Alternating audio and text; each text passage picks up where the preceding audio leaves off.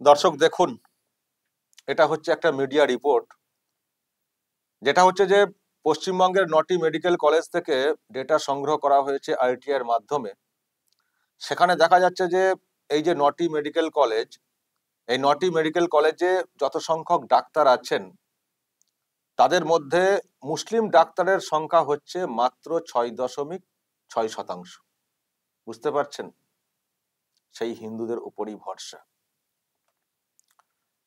যারা এই সমীক্ষা চালিয়েছে আরটিআই করে, কলকাতার সবর ইনস্টিটিউট, তাদের আরো একটা বক্তব্য এসছে, সেটা হচ্ছে যে আমরা পশ্চিমবঙ্গের সবকটি মেডিকেল কলেজকেই আরটিআই করেছিলাম, যে কি তথ্য আছে জানান, কিন্তু সবাই সাড়া দেয়নি।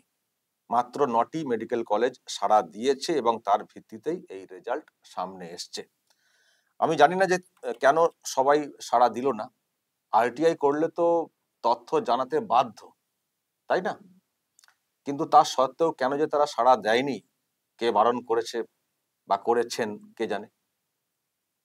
তথ্য সামনে এলে কি সমস্যা, তাদের কি ভাবনা কে জানে। তো যাই হোক দর্শক, যে 9টি মেডিকেল কলেজ সাড়া দিয়েছে আমি তাদের দেখাচ্ছি। এই হচ্ছে লিস্ট, দেখুন। মুর্শিদাবাদ, সেখানে মুসলিম ডাক্তারের যে পার্সেন্টেজ 19.56, এখানে একটু বেশি, এখানে একটু বেশি। একটু বললে আবার কি হবে, এই যে জেলা, সেখানে মুসলিম পার্সেন্টেজ কত? 70%।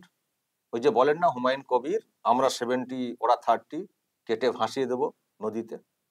তো সেখানেই ডাক্তারের যে পার্সেন্টেজ সেটা হচ্ছে 19.56।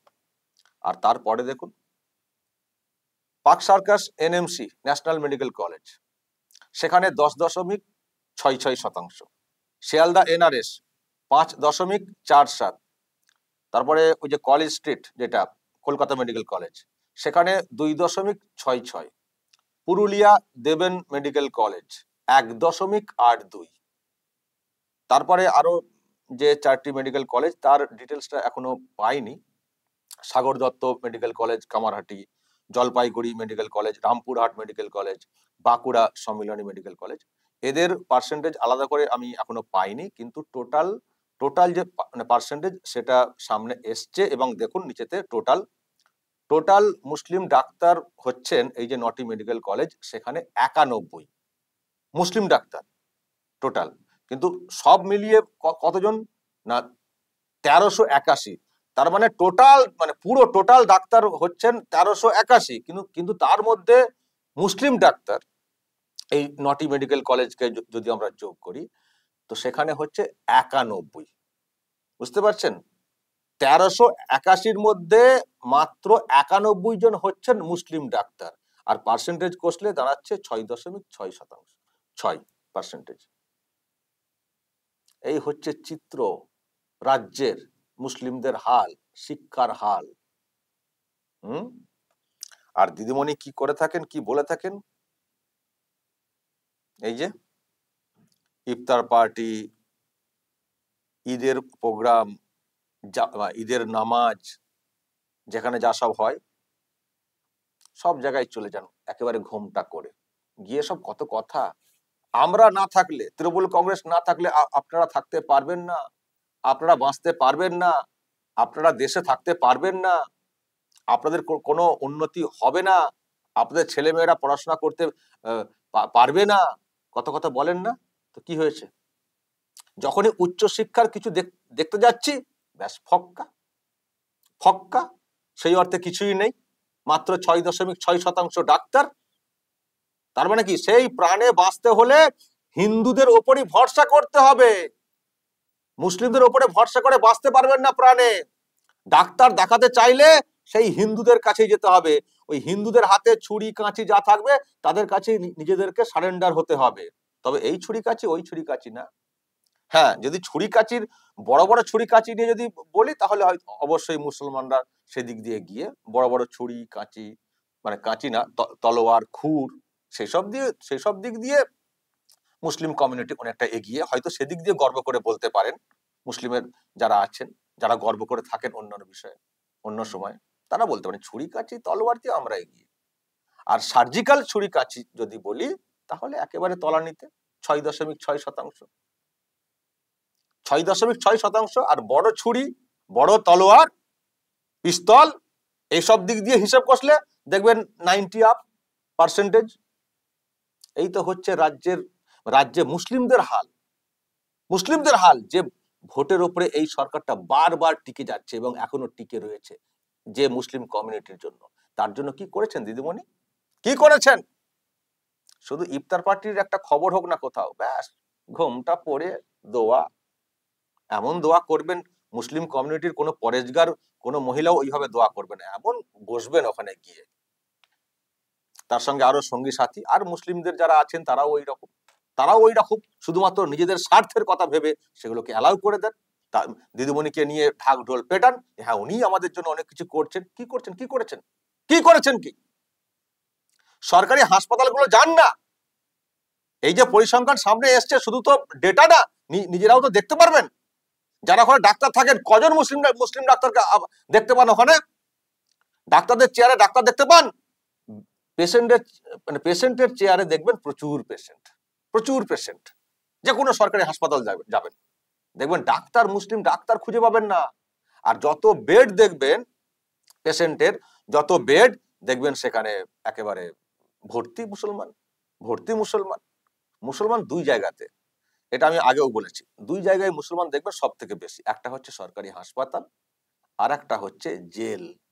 তার মানে কি, সরকারি হাসপাতালে মানে মুসলিম পেশেন্ট বেশি, মানে আর্থিক অবস্থা খুব খারাপ, তারা নার্সিং হোমে বেসরকারি হাসপাতালে চিকিৎসা করাতে পারেন না, আর্থিক হাল খুব খারাপ, সেই জন্য ওই রকম তো পরিকাঠামো সরকারি হাসপাতালে, তা সত্ত্বেও তারা সেখানে পড়ে থাকেন। তার মানে আর্থিক অবস্থা খুব খারাপ এই যে কমিউনিটি তাদের। আর জেলে লোক বেশি মানে ক্রাইমের যে পার্সেন্টেজ, মানে যারা আর কি করে সেদিক দিয়ে এগিয়ে। এই দুইটি বিষয়ে পরিষ্কার হয়ে যাবে এই দুটি জায়গাতে গেলে। তো সুতরাং দর্শক, এই হচ্ছে ব্যাপার। উচ্চশিক্ষা বা এই রকম শিক্ষার দিকে যখনই তাকাবেন দেখবেন নিচের দিকে। আসলে দর্শক, এই যে কমিউনিটি, মুসলিম কমিউনিটি, আসলে এরা তো বুঝছে না। আমরা বললে আমাদের কি বলে, তুমি মুসলিমের কলঙ্ক, তুমি মুসলিমদের জন্য কি বলো, এই কি বোঝো, তুমি তো হয় বিজেপির হয়ে বলো। আরে ভাই, বিজেপি না, আমি তো এখানে যেটা এখন বলছি সেটা তো হচ্ছে যে এখানে পরিবর্তন চাই। কেন বলছি? কারণ রাজ্যটার যা হাল হয়ে যাচ্ছে, এখান থেকে মানে ফেরাতে হবে, বা আরো যাতে নিচেতে না নেমে যায় সেটাকে আটকাতে হবে, সেই জন্য বলছি। তো তার জন্য এখানে বিজেপি এখন বিরোধী দল আছে, তাদের সঙ্গে আমাদের কথা মিলে যাচ্ছে বলে হয়তো বলছেন, কিন্তু আমার তো কোনো দল ব্যাপার নেই। আমি জাস্ট এই যে বাংলার যে হাল, সেটার থেকে বাংলাকে মুক্তি করতে চাইছি, বা মুক্ত দেখতে চাইছি। আমি কথাটা কি করতে পারছি সেটা না, মুক্ত দেখতে চাইছি। কিন্তু যারা এইসব বড় বড় কথা বলছেন আমাকে, আমি মুসলিমের কলঙ্ক, আমাদের দিদিমণি খুব ভালো, দিদিমণি না থাকলে বাঁচবো না, আবার কেউ তো দায়িত্ব নিয়ে নেন যে হ্যাঁ তৃণমূল কংগ্রেসকে ভোট দিতে হবে, সকলে ভোট দেবেন তৃণমূল কংগ্রেসকে।